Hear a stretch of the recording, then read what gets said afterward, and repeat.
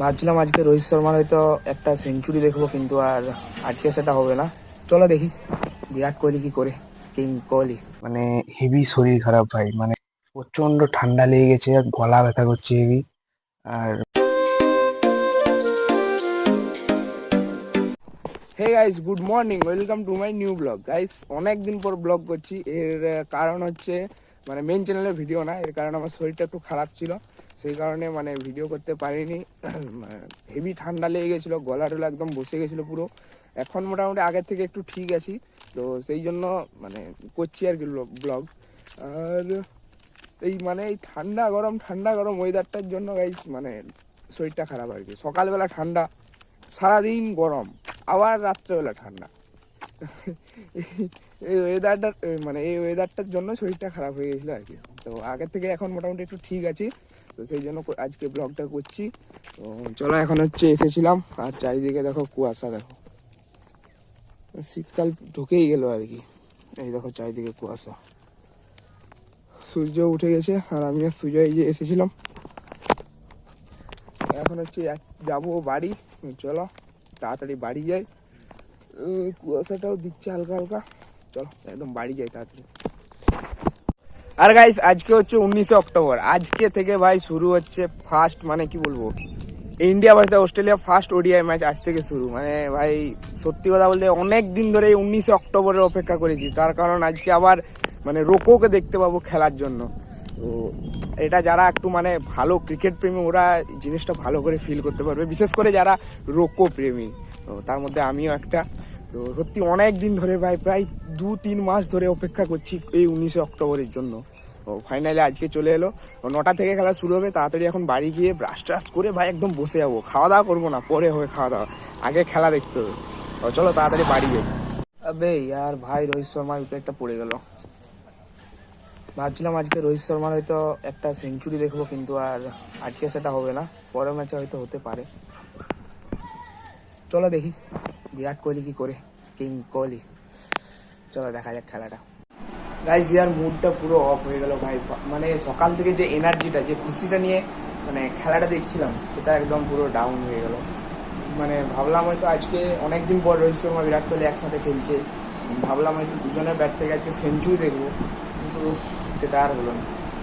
Rohit Sharma out হওয়ার পর ভাবলাম হয়তো যে বিরাট কোহলির মিনিমাম ব্যাট থেকে একটা হাফ সেঞ্চুরি, কিন্তু কিছুই হলো না।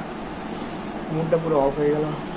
ঠিক আছে, চলো কোনো ব্যাপার নয়, নেক্সট ম্যাচে অবশ্যই ভালো করবে, ভালো খেলবে, সেঞ্চুরি মারবেই নেক্সট ম্যাচে। তো চলো দেখি বাকি খেলাটা, দেখি বাকিরা কী করে, দেখি শুভমান গিল, শ্রেয়াস আয়ার কী করে, দেখা যাক। কেএল রাহুলও আছে। চলো দেখি পুরো ম্যাচটা। ভাই यार শুভমান গিলও গেল, মানে यार কি বলবো, এই পর্যন্ত অস্ট্রেলিয়া দারুণ বল করছে মোটামুটি। দেখা যাক কি হয়, নেক্সট ব্যাটসম্যানগুলো কি করে, দেখা যাক। অক্ষর প্যাটেল, কেএল রাহুল, শ্রেয়াস আয়ার, নাম বড়, দেখা যাক কাজ কি করে। তারা 1 মিনিট। মানে বিরাট কোহলি, রোহিত শর্মা আর শুভমান গিল, তিনজনই তো গেল মোটামুটি। সেরকম তিনজনের কেউ মানে খুব একটা ভালো খেলেনি। দেখি নেক্সট ম্যাচে আশা করছি অবশ্যই ভালো খেলবে। দেখি বাকিরা কি করে। তো ভাই, ইন্ডিয়ার অবস্থা খুবই খারাপ। 37-এ 3টা উইকেট পড়ে গেছে, তার উপর বৃষ্টির কারণে এখন খেলাও বন্ধ। কি হয় শেষ অবধি দেখা যাক। গাইস দেখো কত কিউট, দেখো খরগোশটা গাইস, এই দেখো ভাই।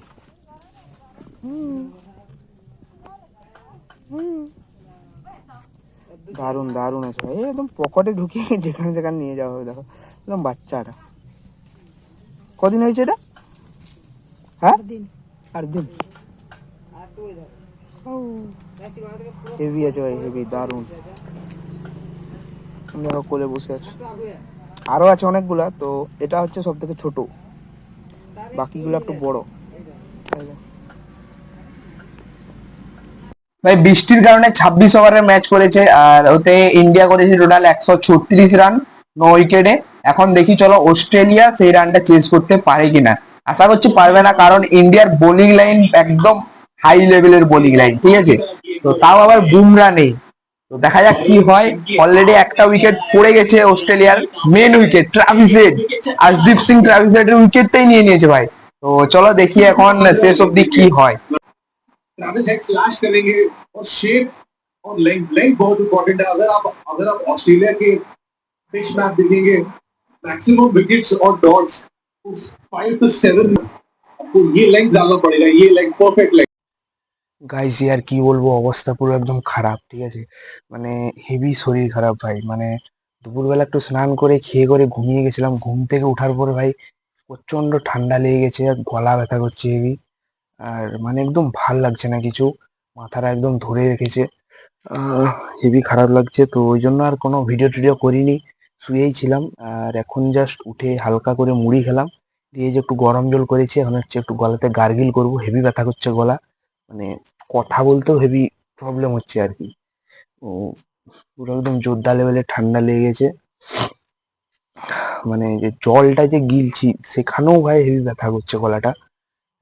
যেন মনে হচ্ছে গলার মধ্যে কেউ তার কাঁটা দিয়ে রেখেছে। আর গাইস ইন্ডিয়া তো আজকে হেরে গেল, কিছু করার নেই, রানটা অনেকটাই কম ছিল। তবে আশা করি নেক্সট ম্যাচে অনেক ভালো খেলবে। তো চলো আর বেশি মানে কথা বলতে হেভি প্রবলেম হচ্ছে, আর বেশি কথা বলবো না।